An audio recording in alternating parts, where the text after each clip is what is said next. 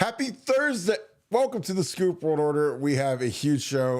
A big-time pass rusher is evaluating Ohio State. Actually going to be visiting. Going to break down Bo Atkinson. Got some of his tape. Also, another name is emerging in the transfer portal. Ohio State didn't lose anybody today, so little mild surprise. We've lost two so far. Two kids that I thought obviously we can live. We'll be okay without. But interesting. We went a day-to-day. Nobody jumped in, and this might be it. Again, I don't want to bet on the fact that we might have seen all of our portal entries, but most people that are leaving are getting in today. So it'll be interesting to see how the weekend goes. But as always, we appreciate you guys. Thank you guys for paying it forward. We saw there were numerous submissions to pay it forward to our Buckeye Scoop at gmail.com. We are getting to those quickly. We appreciate you guys that have reached out. Again, all of our super chats go to our pay it forward fund. It helps the folks that are first responders, military, police officers, firefighters get a complimentary concierge membership to buckeyescoop.com, our message board content, which is the initial founding of Buckeye Scoop. We were a message board company. We still do that. The podcast obviously is something we love. We love all you guys that are on here. We love all you guys that are on both, because honestly, that's the premium Ohio State experience, is to be a part of both. But we appreciate all of you guys. So we are getting to those. And again, we appreciate all of you guys that are taking care of everybody and helping us out. Our military folks, our police officers, thank you. Thank you. We can't say it enough. If you guys enjoy our content, please leave us a like, click subscribe. Also, click that little alert bell. Again, if you want to help us out in a huge way, please give us a follow on Apple Podcasts along with Spotify. We're trying to grow those platforms. A lot of you folks have done that. We really appreciate you guys that have done that. Thank you so much for doing that. Again, we're trying to grow in all areas, but especially in the ones that we might be a little deficient in. So we appreciate that. So with that being said, I'm going to bring in our resident 5-star dog watching, howl at the moon, recruiting expert, genius, Nevadabuck. Nevada, you've been watching a dog all day. It's been spectacular. And Bo Atkinson is a straight dog on the field. So I figured you're the first guy that I'd like to get a quick evaluation of Bo Atkinson as I tune his film up. Your thoughts on Bo Atkinson? Give us, is he a straight dog, and can he howl at the moon? Yeah. Thanks for that, Kirk. Yeah, at some point you may hear a dog howling in the background. I'm watching a dog, and this dog's a howler, and he just starts howling for no apparent reason. And so, if you hear a dog howling, that is what's going on at the Nevadabuck household. I am dog sitting, and only 2 more nights. I can make this. I can do it. But in the meantime, yeah, Atkinson. I mean, this is a guy that. He's right up at the top of Ohio State. We'd given the list of guys that were, targets for Ohio State, guys that were highly likely for Ohio State to reach out, to bring in, to kick the tires on. This guy was our number 2 guy. So, he interesting player, because they have him listed as an edge defensive end, but he plays a lot of 3 technique. He plays a lot on the inside. Really super active kid. Can play up and down the line. Multiple years of eligibility. The kind of, it fits the profile of everything that you'd want, in a transfer portal kid, and especially versatile. Like I said, he's a inside guy. He's an outside guy. He'd be perfect for an 8, 9, 10-man rotation, because he could play anywhere on the line. He could play any down for Ohio State, and they're excited about him. And I'm excited because I know this was a kid that they coveted. He immediately scheduled a visit to Ohio State. That's generally a pretty good indicator of mutual interest. And his agent's a big Ohio State fan on top of that. So lots of goodness here. And I'd love to see him. If we could get one kid in the portal in this second portal season, that's in that, of all the kids that are listed so far, not that who could be, but of the kids that are already in the transfer portal, this would be the guy that I would want. So I'm excited about him, and well, let's get him into Columbus and see. Let's get him close and see what Ohio State can do. I mean, his film is really good. I mean, you're watching him play against good teams. Florida State was awful last year, but I mean, generally they're pretty good. You see him against South Carolina, Clemson. I mean, teams with good players. I mean, they're not always at their best, but really productive. A lot of tackles for loss. A lot of different pass rush moves. Again, I mean, I don't want to put the cart before the horse, because it's between us and Georgia, it looks like, but he he's the kid that might be our best pass rusher if we get him. I mean, he's got a lot of moves and active, really plays with a ton of effort. And he's big enough to play inside on pass rush downs on third down. Put him inside, put him and Kenyatta inside. You have two big, tall kids that can get after it. I really like this kid's film.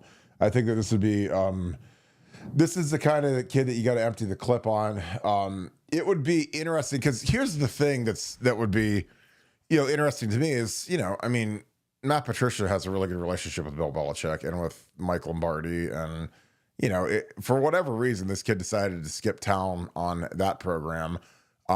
Maybe he just wanted to play for a team closer to winning a title or development. Because again, he's leaving North Carolina, which obviously with Bill Belichick is a lot more compelling than it used to be. But, he's visiting Georgia and Ohio State. And I think both those teams would take him. So that's a level jump. Competition, training, D-line coach, kind of the whole 9 yards. So I think that this kid would really look good in scarlet and gray. He'd be a huge add. He's not the defensive tackle, but he is a big, strong dude. He's a guy that could grow into a defensive tackle-ish type body. Not this year, but as he progresses and potentially goes to the National Football League. But he's a really good player. And like I said, I think that it'd be interesting to see what Bill Belichick says to Matt Patricia. Again, I always like to evaluate why these kids leave. Especially when you get a chance to play for Bill Belichick, who's one of the greatest defensive coaches ever. But a lot of times there's not a mesh. Like maybe he doesn't like the position coach. Maybe he doesn't like how they're going to use him. Maybe hey, we're going to do a lot of 3-down stuff, and he doesn't want to do that. He wants to be in a 4-down front. I don't know.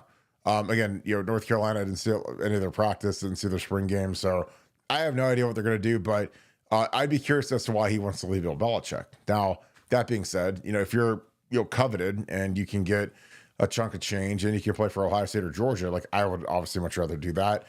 Two of, I think, the top 5 teams in the country. I mean, obviously Ohio State is number 1. Georgia's probably around the top 5, depending on how their quarterback position shakes out. But yeah, this is an exciting one. I love seeing kids that have had a lot of production, that I like watching the tape and seeing the effort and the toughness. And, again, you just see the highlights. But I mean, again, he has a lot of plays on there that are skill, where he hits a nice pass rush move, beats a tackle. And then there's a bunch on here that are just effort, where he, the play's kind of slow developing, running play away, and he just runs it down because he doesn't quit on the play. So again, those are 2 attributes I love at a defensive lineman, because again, a lot of defensive linemen don't really play hard. They might be really explosive and great for a play, but then all of a sudden, the motor turns down and turns off. And this is a kid that I think would, if he's not our best end on the team, he'd probably be in the top 2. Him, Caden Kenyatta. I don't see a lot of separation between those guys, and he might even be a hair better. Again, real productive. Again, I think on third down, when you have to pass rush, you put him inside.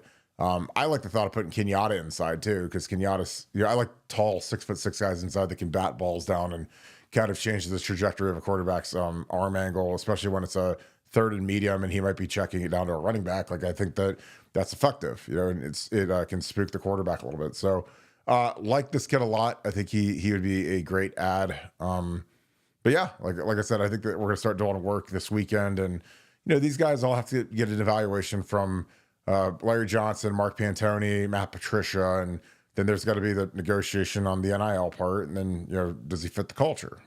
Get him to come visit and get him around the kids and see how it works. But I'm excited about this kid. Again, I like his tape a lot. And I think that, we add this kid, it makes our defensive front much more formidable.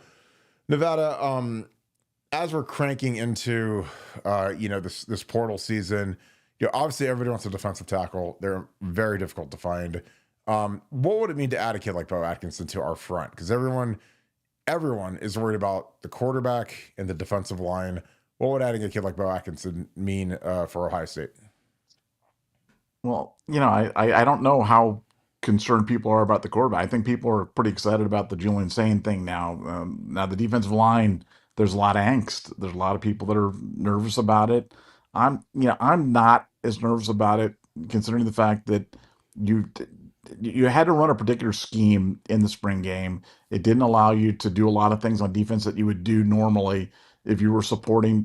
Not every team's got Reggie White, and Warren Sapp on the inside. And somehow teams manage to stop the run. You can compensate a lot of different ways in terms of doing it. And Matt Patricia knows all those ways. So, one way or another, we're going to be fine. Again, my question is whether or not we can go from fine to, you know, team strength or just not question mark. And I think we're two bodies away from doing it. And this would be a big one. This would be a big one.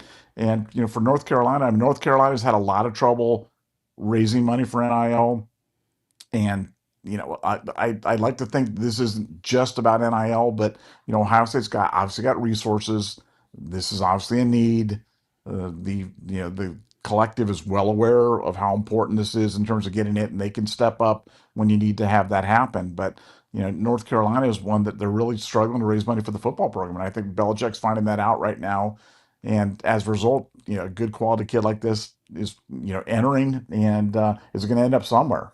So, I mean, Ohio State, they like kids like this. They like kids that have this kind of profile. And if if you're a player and you want to get developed, you want to play for a national championship, you want to play against the best players every day and give yourself the best chance to get in the league and have high quality coaching along the way, Ohio State's a really logical choice. And I think for some kids, it's the only choice, especially when you compare it to a Georgia who, I don't know if you saw that. There was something on, I don't know, it was Instagram or Twitter or something, but they listed all the Georgia players with their arrests over the past 5 years. And, you know, I don't know what's going on down there in Athens, but it's like they must all have Hellcats or something like that, and they're just all driving 7 million miles an hour or something like that. It's like 50 reckless driving things down there in the Georgia program, and a lot of parents just don't want their kids around that environment. And Ohio State's been able to navigate that,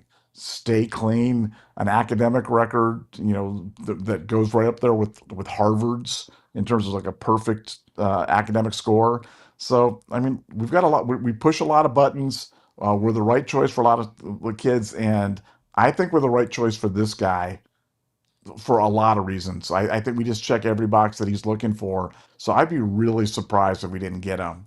And to your earlier point about Ohio State players, it's weird that we haven't had more kids go to the portal because there is no benefit to going late into the portal.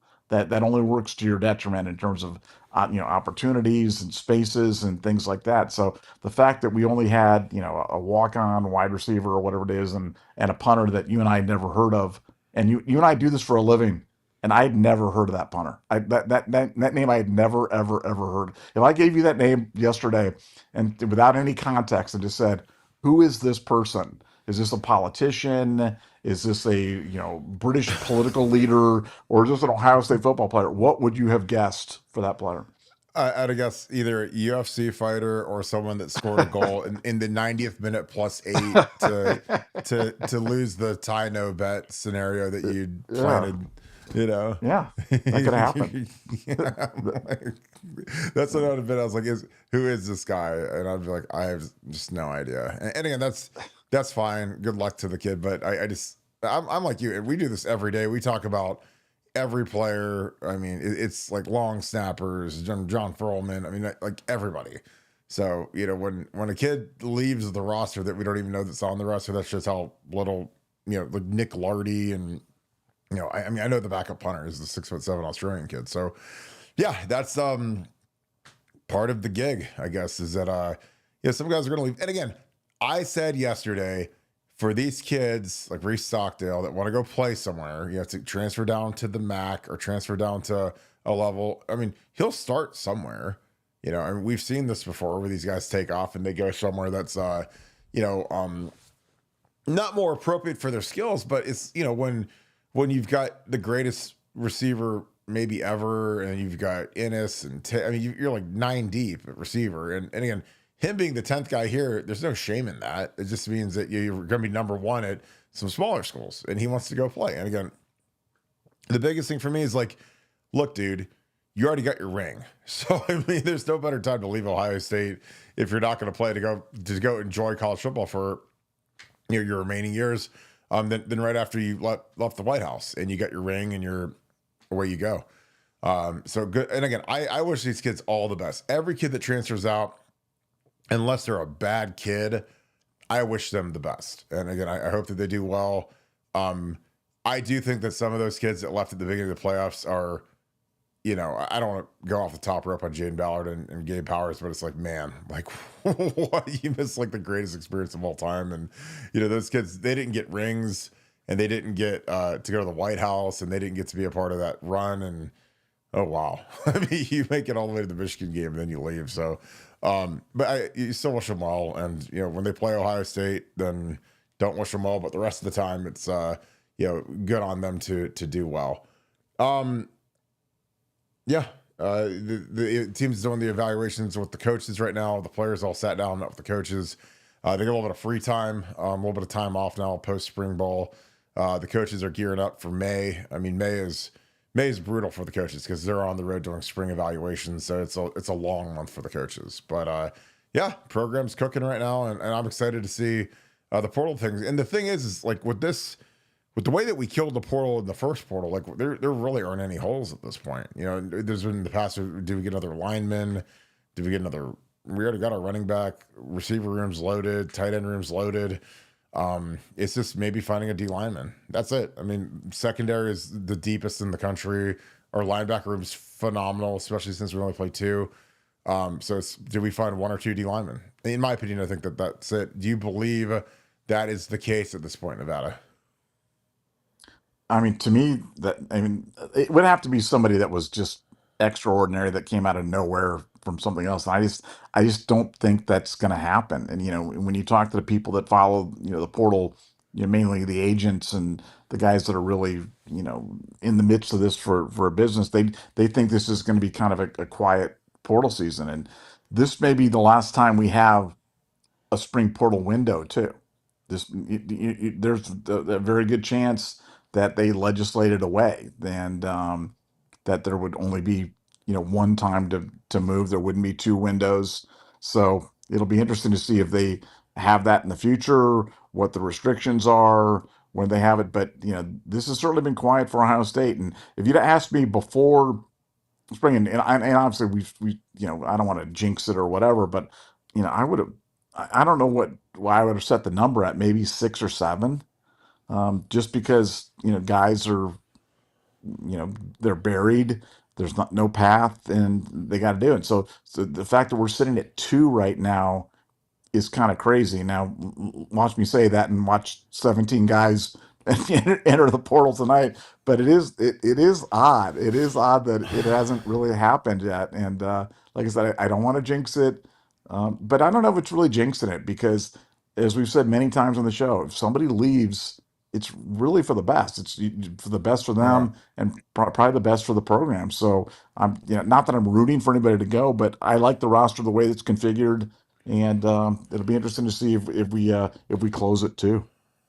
Yeah, and like I said, I trust Ryan Day and Mark Piantoni implicitly in building the roster, and again, nothing highlighted that more to me than watching. And again, I love John Gruden's show. I think it's the most compelling football thing there is. If you guys haven't watched his Will Howard thing, it's incredible. But he had Kyle McCord last night, and so he's had I don't know if he got Ewers, but he's had a bunch of quarterbacks. He's got McCord last night, and it's just so interesting because Gruden is great because he doesn't pull any punches. Like he's going through the Michigan game and the slant that Marvin Harrison ran. Marvin ran is the laziest slant I've ever seen in my life, and it's like, and John Gruden sit there talking about receivers going to cross face on a slant, and he's like, if we're sitting in this room with Mike Holmgren and Joe Montana and Bill Walsh, and I mean that's like the cardinal rule of running a slant is you have to cross face the corner. And Marvin ran this lazy ass slant, and it was just like, and it's a pick down to the 1 yard line, and then Marvin doesn't chase him at all. Like Marvin just gives up on the play after it was his fault to the ball. And again, I can't stand Kyle McCord, and I can't stand his idiot dad, but that wasn't his fault. Because we call a spade around here. We keep it fair. That was completely on Marvin. And Gruden points it all out. And I said it last year. But it was interesting because Ryan, like he had that decision to make with Kyle, where after 1 year, it's, he had like the seventh most passing yards in Ohio State history, and Ryan Day bulleted him. I mean, Derek showed up and Kyle showed up, and they talked and wanted a commitment from Ryan that he'd be the starter, and Ryan didn't do it. Ryan wasn't feeling it, and so Ryan, kicks the quarterback to the curb and goes out and gets Will Howard, and then it leads to the greatest season in Ohio State history, national championship. Will Howard is an absolute monster, legend, superstar, and again in some strange universe, I would bet a pretty large amount of money that Kyle McCord will get drafted ahead of Will Howard, which makes no sense to me at all, but it is what it is. I mean, the thing I know about these personnel guys and general managers, a lot of them are idiots, and they just are just impossibly bad at evaluating talent. So that's par for the course, because I think Kyle McCord he's Nate Peterman 2.0 from Pitt. I mean, Nate Peterman came out, he's terrible, and he's still terrible, but he's still kicking around the league. So just that's what Kyle is. He's just a guy, and when you're that slow and you're playing against the big dogs, man, you're gonna get hit a lot because you hold on to the ball for too long. So, but I trust Ryan Day because he had the balls to tell his returning starting quarterback, and Kyle had like an average year, like slightly above average year, and they wanted to demand, and you're gonna be the guy, and Ryan Day told him to go pound salt. And I was like, and then you want to go Will Howard. So again, the way we managed this roster, because that could have been one of the most disastrous decisions in like coaching history, to kick a second round quarterback off the team, and the players liked him, and you're gonna go get a new guy, and but Ryan had enough confidence and developed Will to where he had the greatest season in Ohio State history as a quarterback. So again, the way our guys evaluate stuff, when guys leave, I trust the process with Ryan and Mark Pantoni and these coaches. And then when they bring guys in, I equally trust it. How they've really, like, their batting average is so high that it's ungodly at this point, which is why Mark Pantoni, I don't know if he's the richest general manager in it, but he should be, just because of how accurate we've been, how well we've managed the NIL stuff, how well we managed the playoff race with the health of the team, and I mean, they're just on fire at this point. So real excited about the program at this point. Nevada, anything to add, and we'll dig into some super chats. Well, no, just the Gruden Buckeye box thing where you got the gift from Ohio State and was opening it and going through, and I remember when Gruden's name would be kicked around, kind of jokingly, when Ohio State was looking for a head coach, and I was talking to his agent, and it wasn't a joke to John Gruden. I mean, John Gruden grew up in Ohio, grew up an Ohio State fan. I mean, he knew more about it. I mean, the stuff that he was reeling off, the names he was reeling off, like you could tell it wasn't just like he had a list and they gave him a thing, because he was pulling out some pretty obscure references there. He certainly was a fan for sure. And it was just fun to see him so excited getting all the Buckeye gear and going through everything that about his life when he was growing up with Ohio State and all his memories of Ohio State. But that was a lot of fun. And I saw a mock draft, and they've got Will Howard mocked into the fifth round, which I don't understand. I just don't. I don't. They had Cody Simon in the sixth, Will in the fifth, and I guess it shows how little I know about football when certain guys can be a top 10 pick and other guys are a fifth round pick. And just, I'm flailing to understand what the differences are and why it would be that way. But it'll be interesting to see which team takes a chance on Will. Is it somebody who's got a connection? Is it the Raiders? The Raiders certainly need a quarterback, and you've got Chip Kelly there. And if Will's sitting there in the third or fourth round for the Raiders, do they take a stab at him? I would think they would, but I think the NFL draft this year, for me personally, just for me personally, I'm more interested in the NFL draft this year with the Bucket than I've ever been in a draft. Ever in my entire life. This one is the one that I'm the most interested in, because we won the national championship. We have the most players. We have the most guys that have been around for a long time, guys that have been here 4 years. So you really get to know the players kind of intimately, and there's just so much intrigue in varying opinions about these guys that I just think it's going to be great theater. And normally, believe it or not, the NFL draft, like I watch what the Packers drafts, and I watch what the Browns draft, and other than that, I don't really care. So I kind of turn it off and just, oh, okay, who'd the Packers draft for? This year, I'm not going to miss a minute of the draft. I will watch the draft every minute of all days of the draft. I'm that interested in it, and I'm excited about it. I can't wait. That's what, 2 weeks away, or less than 2 weeks, so 10 days away.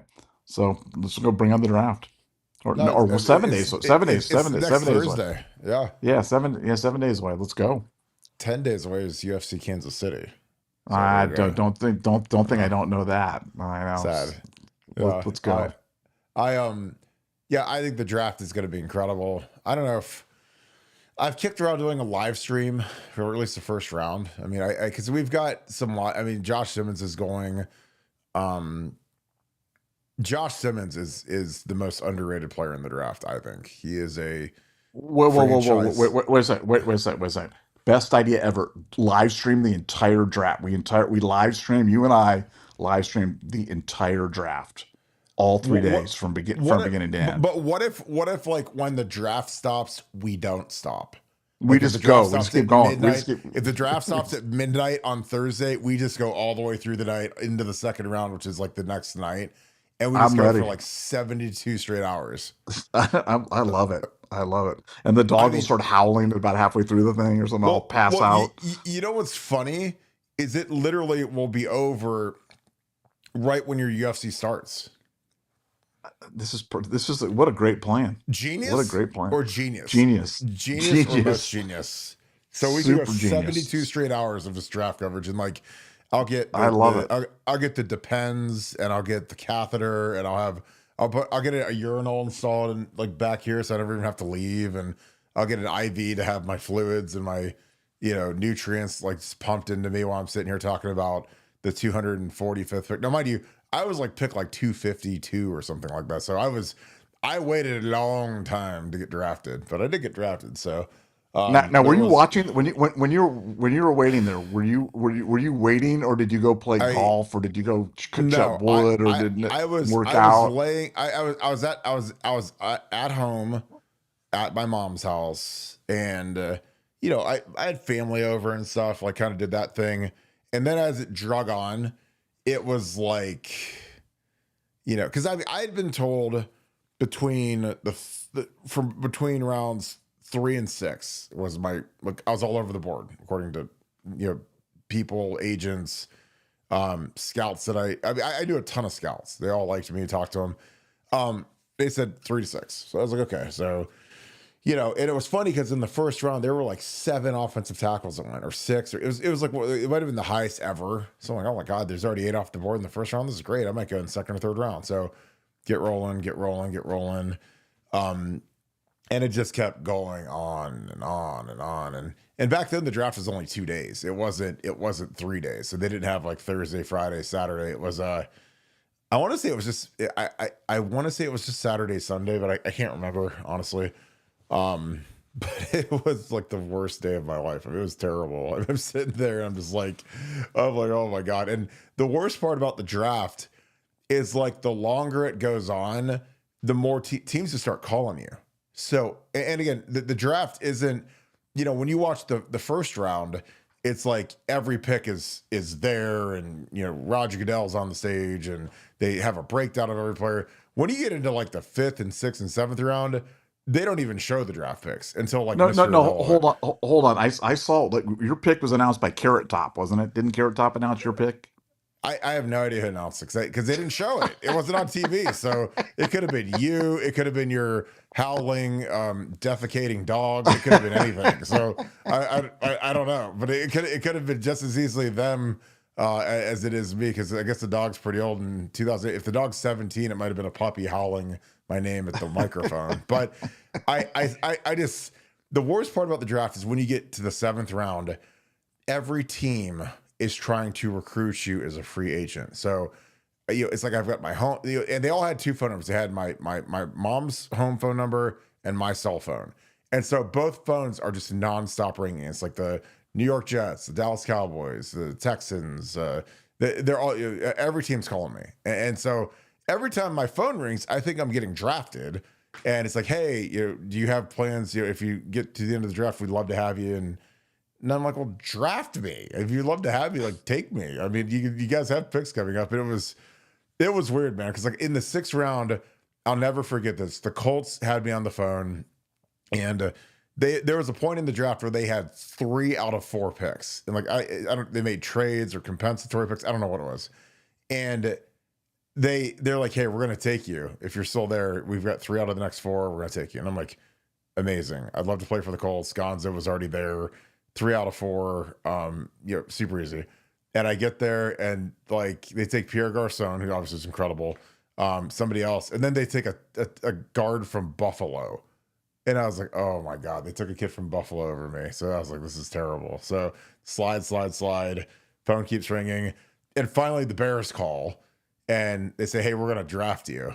And I was like, thank God, and it was just like, it was crazy, man. I mean, that was like, I should have known that was when I knew my career was gonna be a little bit weird in the NFL, and mine was about as weird as you could ever have. But it was great. Were you like Aaron Rodgers there in the green room, like they're all alone? You're just sitting there in your room. The green room was already shut down, and they'd already broken the stage down. I think by the time they took me, there was no green room left. It was like they run into sweepers, and they're changing the building into the whatever's the next event at that point. But no, I was literally laying in my bedroom on my bed on my phone, because like on the TV, like they didn't even update the picks. It's like they'll show like the last 7 picks on the screen randomly, but and sometimes it'll say the thing. I do think that it said like next current pick and had my name on there and stuff. But yeah, it wasn't what you're a little kid, you dream of getting drafted to the NFL.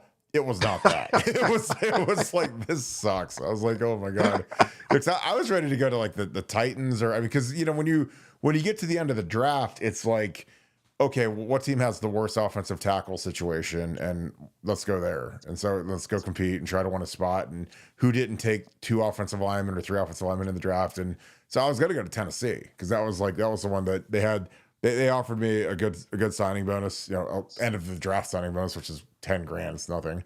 And but I got picked by the Bears, so it was crazy, man. And I always have empathy for guys like Brewster that they don't get drafted, and there's all Norwell. There's guys that slip through the cracks, and those guys had much better careers than I ended up having. But it's just it's the biggest thing I always pray for these kids when they go into the draft is that they go to a good organization. Because if you get on with the right organization, stable coach, owner isn't crazy firing the head coach every year, then you have a billion times better chance of making it. If you're some of these terrible organizations that have no stability, man, it's like, and they're just machine gunning through head coaches, then it's hard, it's tough, and that's why, if you go to a good organization that values toughness and that type of thing, I think you got a good shot. So, all right, that was my diatribe on the draft. It was amazing. And honestly, and the last thing I'll say about it is that there's always this point in the draft where people that are stupid and have never been drafted before say, oh, isn't it better at this point to be an undrafted free agent versus being drafted? And there isn't a human on this earth that says, I'd rather be an undrafted guy than actually get drafted. So I was actually happy to get drafted. I was like, great. All right, I can say I was a draft pick, whatever. Now, could you pick your situation to be a little bit better? Sure. But everybody wants to get drafted. Nobody wants to go undrafted, because there is like that stigma you have to deal with when you're undrafted, but it is what it is. All right, super chat time. Appreciate you guys. Brutus B. Buckeye, thank you for being the ultra member. Thank you for the 5. I love the AVI of the dog and Brutus. That's awesome. Just want to say God bless America and go Buckeyes. Nevada OH. Very patriotic of you, and I will say happy Easter and happy early Good Friday to you folks who celebrate. But yeah, this is a great week. I mean, our guys get to go to the White House, get to go see a lot of history. I love history, study it. I mean, that's my major, so I'm not envious of much, but that looked like a really cool trip to be on. And I think that I'm glad a lot of these guys were able to make it. It's kind of hard because some of the guys had to miss it because of NFL visits. because this is the last week where guys can take visits to teams. So that kind of stunk, but it looked like we had a great turnout, and I'm glad the teams enjoyed the history. Dan Welch, thank you for the 10, and thank you for being an Ultra member as well. Mel Kiper Jr. says Josh Simmons is projected 31st in the first round. Is he being slighted because he's coming off an injury, or is Mel Todd Kiper just stupid? What say you guys? Nevada OH? All right, Nevada, I'll let you go first on this. Mel Kiper eats an entire pumpkin pie every single day. Did you know that? That fun fact. We've talked about that fun fact before. So he's a very strange person, and I would bet money. I mean, this is what we do. We bet money. I would bet money to anybody. If the over/under is the 31st pick for Josh Simmons, I'm taking the under. I'm going under. I think he'll be much higher than that. I think he'd be in the top 20, maybe the top 15. Well, I mean, for me, I mean, he just met with the Patriots. Like, he was just with Mike Vrabel, took a pre-draft visit out there. And they pick at 4, and every mock draft has him taking a tackle.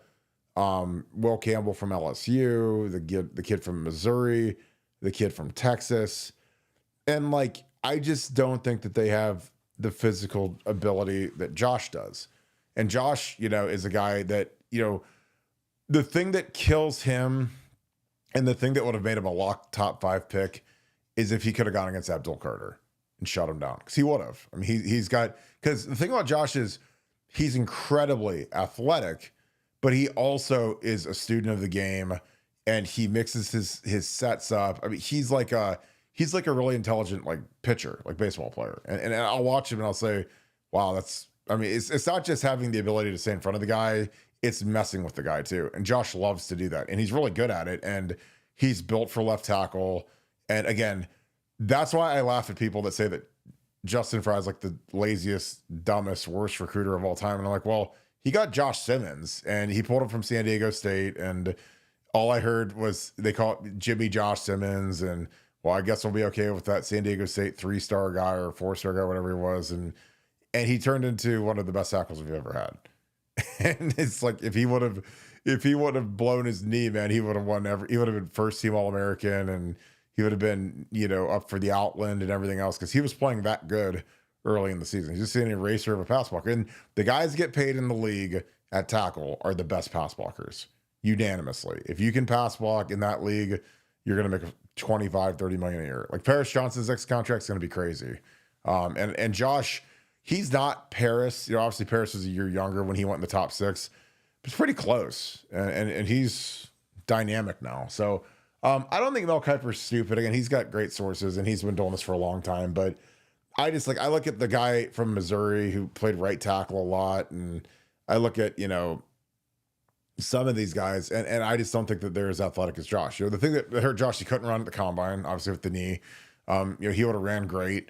And again, if you're investing a very high pick, a patellar tendon is a somewhat terrifying injury, because that's serious. It's not a hamstring. It's not a patellar tendon. That's a big, but again, with modern medicine, modern technology, rehab and everything, like, you can get back from that pretty quick. But he, that would be the only thing that would make you buy or beware. It's like buying a car that's had a wreck versus one that's never had a wreck. Like, I mean, if you can fix it and it looks good and sounds good, everything runs good, and it's a better car, then go with it. And I think Josh is, when I've seen him move around the last few weeks, he's looked great.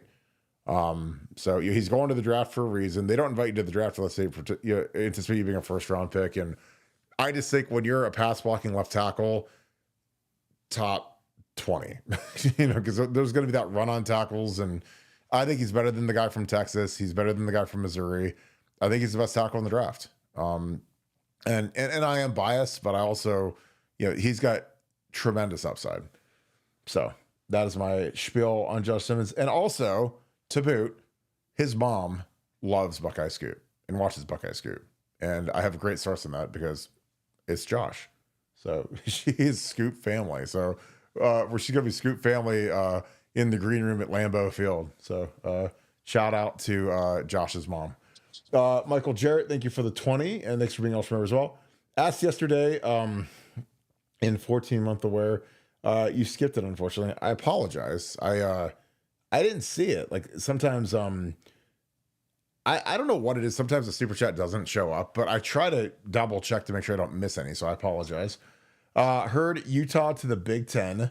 Anything? Also seeing Big Ten Network interview. Sharon Moore from Scum acted like a normal day. It makes my blood boil. God, I hate Scum. I want hammers. Nevada OH.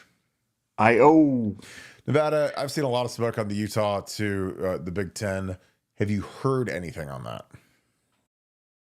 I haven't heard it from anybody that I mean, I'll just kind of go right to the thing. I talked to the broadcast guys, and my sources on that are the broadcast guys, and they generally know.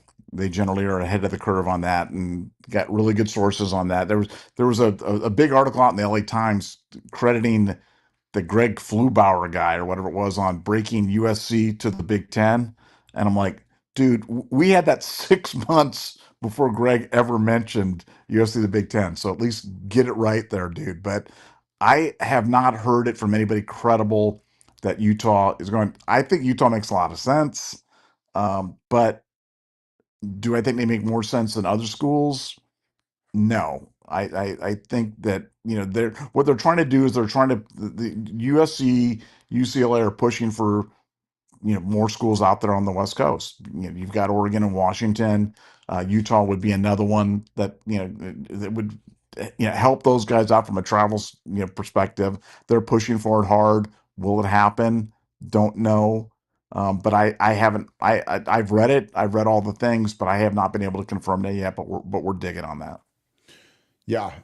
Yeah. And Sharon Moore is going to act like nothing's going on because he has to. I mean, he's got to, act normal, but I think he knows what's coming.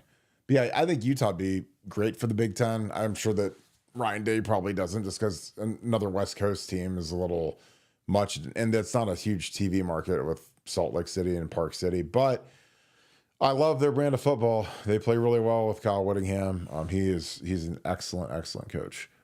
All right. Nick Ma, thank you for the 5. Appreciate you, brother. Hope you're having a great night.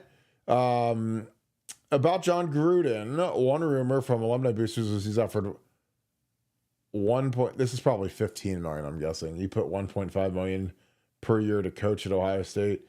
Unless for some reason he was offered that to do, I don't know what he'd do for 1.5 million. Unless you meant 15 million. I don't know.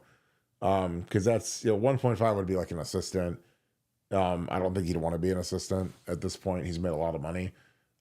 15 million, that would make sense as a head coach. Nevada, anything to the Gruden thing? Because that is interesting. Well, he never got an offer. I mean, but he would have listened. And again, that's right from his agent. I mean, that was John was being linked to a lot of jobs. Every time there was a job open, there'd be two names, Bill Cowher and John Gruden. And everybody would laugh and get it. Oh, ha, ha, yeah, you're never going to get those guys. But Gruden really was interested in Ohio State. And I think, had the circumstances been different, he was really happy at Monday Night Football at the time, making a lot of money, living kind of his best life, already had a Super Bowl. So I just don't think the timing was right. But I think there is definitely an alternate universe where he could have ended up as a head coach at Ohio State because then he loves the Buckeyes and he would have been great. He would have been great theater. And I just love everything about John Gruden. I just think John Gruden is a tremendous football coach. Was one of my favorite, if not my favorite, announcer ever on Monday Night Football. And I just think he's just a super smart guy. And I wish he was back in the game. Yeah, he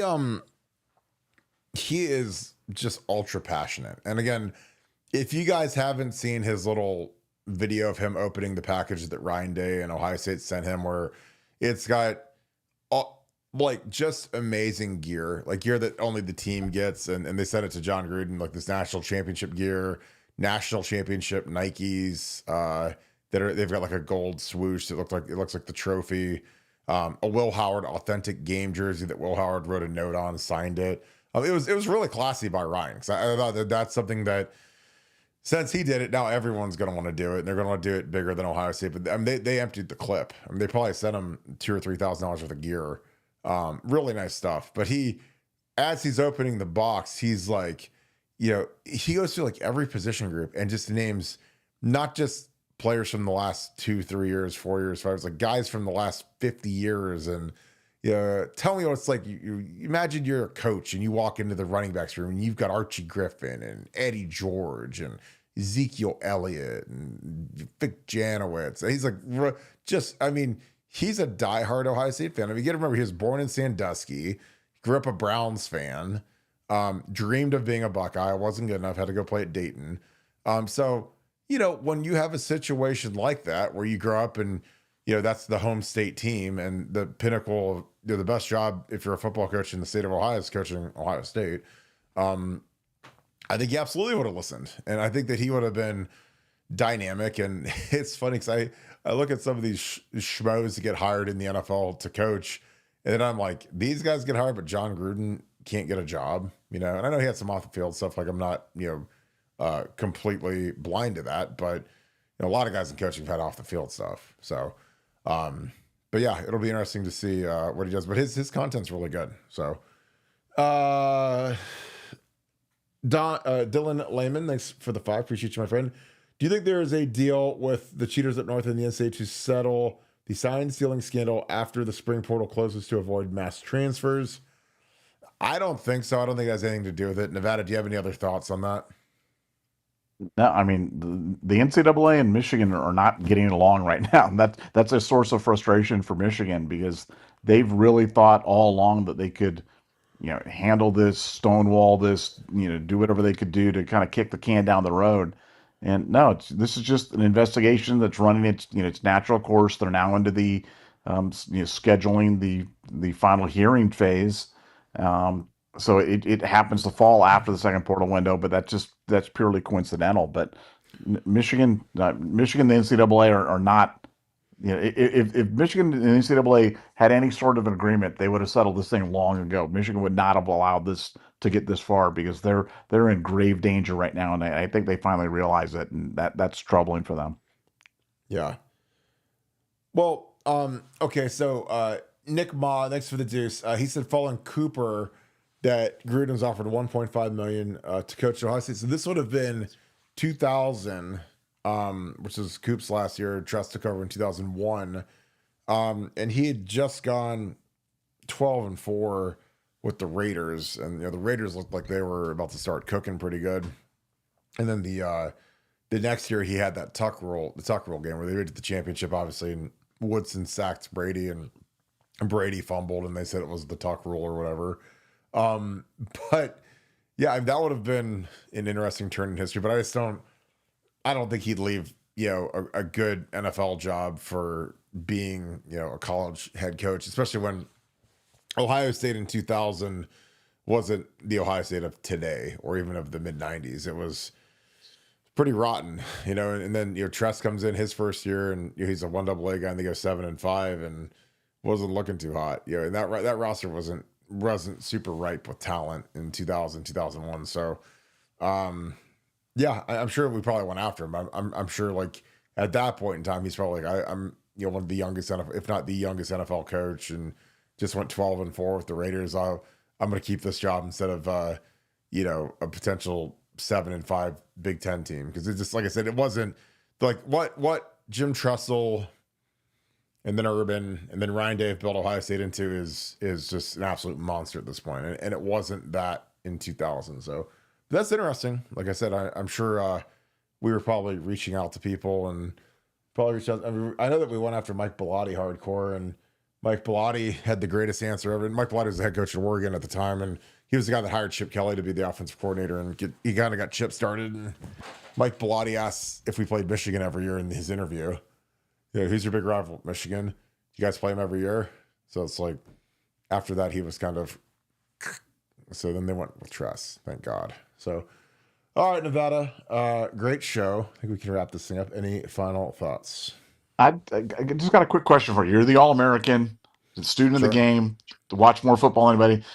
Can you explain, and this is a serious question, can you explain the Tuck rule to me in like 15 seconds or less? Just like what and I'm not kidding. Like, I really don't understand how that wasn't a fumble. I don't either, because it looked like he had the ball in the grasp and got hammered over the top like you're taught to do, and ball hits the Right, ground, right. and I And the ball mean, fell out of his hand. Right, yeah, exactly. it wasn't like the ball was going forward and it was an incomplete pass, or those are always easy to tell. But no, I don't understand it. I thought Woodson clearly caused the fumble, and the home cooking was very real. But I mean, I was like, that's one of the worst, probably the worst call in NFL history, the tuck rule. But The and tuck and rule. I don't, honestly, and I watch a lot of football. You watch a lot of football. Have they had an instant that was like that since the tuck rule? I've never Ever? seen anything where you I, have the I, I, ball in your hand, and if it's not a pass and they knock it out of your hand, that it's not a fumble. yeah. I just don't understand what when they said it, I didn't understand it. When they explained it, I didn't understand it. And all these years later, I still don't understand it. And I was hoping maybe you were the one guy that could explain it to me. And No, alas, no. well, I don't understand it because I think it's a dumb rule. I thought it was a clear But fumble, what's the rule? You can have the ball in your hand, but if it gets knocked and out, I'm not like what? you can have the ball. You can have the ball in your hand, and if we hate Al Davis, we're not going to call it a fumble. Like that's what Yeah, the rule is. yeah, that makes sense. If you hate Al Davis, who sued the NFL multiple times and was always fighting with the NFL, we're not going to let you advance to the Super Bowl, whatever we do. Well, Yeah, they actually got to go next year when they traded Gruden to the Bucks, and then Gruden waxed them. That was the funniest thing of all time. I honestly thought you were going to ask me if I've changed my mind on Shador Sanders getting his jersey retired. No, I know you're a big fan. You're a big Shore I Sanders guy. I I think know you are. he is the easiest bust projection in the history of football. Like Shador, like Uh, someone's gonna take Shador Sanders in the top 10. And I was like, he could not care less about football, his teammates, like anything. And I'm just like I don't think Cam Ward is like great, but he's a grinder, and he's not like Shador has got like, because not only did he get Shador, did he get his idiot brother, they're gonna be doing vlogs and podcasts every day. And I'm like, I mean, just give me, like Cam Ward is a grinder. Like you don't see him on social media and you don't see him out, but it's like Shador is just like, I'm like, oh my God. Like if the Browns took him at 2, I was like, you might as well just fold up the shop at this point. Thankfully it looks like they're going to take Travis Hunter, which I think is awesome. And Travis Hunter he's exactly what I want. He likes to go fishing. You never see him out. He's got to dump the idiot girlfriend, and he's like, Percy Harvin level athlete. So that's like grand slam home run. And you can play him at receiver, play him with Judy at receiver, then play. And they already have great corners, and you can play him as like an edge corner and third down, and kind of let him play 1.5 ways. And I think that's going to be crazy, and I think he's going to be awesome at it. So there you go, Team Shador.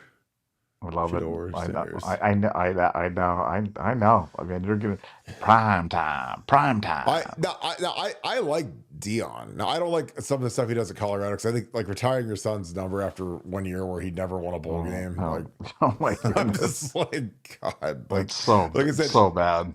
if Will Howard would have went there, they'd have named the university the Will Howard Buffaloes would be the new name of the school. So 13 and 12 get you your jersey retired. That's so bad. it's impossible. So, but it's all good. All right, let's wrap this thing up. If you guys enjoy our content, please leave us a like, click subscribe, also click that little alert bell. Appreciate you guys being a huge part of what we do each and every night. As always, thank you guys for being a big part of what we do. Thank you guys for paying it forward as well. Again, an easy way to help us out, and I say this every night, and maybe this is the night everybody will do it. Subscribe to our show on Apple Podcasts. Go to your podcast app inside of your phone, type in Buckeye Scoop, click subscribe. It takes 10 seconds to do. It's completely free. Humongous help to us. So thank you for all of you that have done that, and all of you that plan on doing that. And if I see you guys in person, you're gonna be subscribing, baby. So I appreciate you guys. But again, I hope you guys have a great night. Let me know in the comments, what do you guys want to do for the draft? Do we do a live stream? Do we do a meetup? You guys let me know. I want to hear it. And I appreciate you guys as always. So with that being said, thank you so much, Buckeye Nation. Thank you, Scoop family. We'll talk to you guys tomorrow. I hope you guys have a great night. Go Bucks.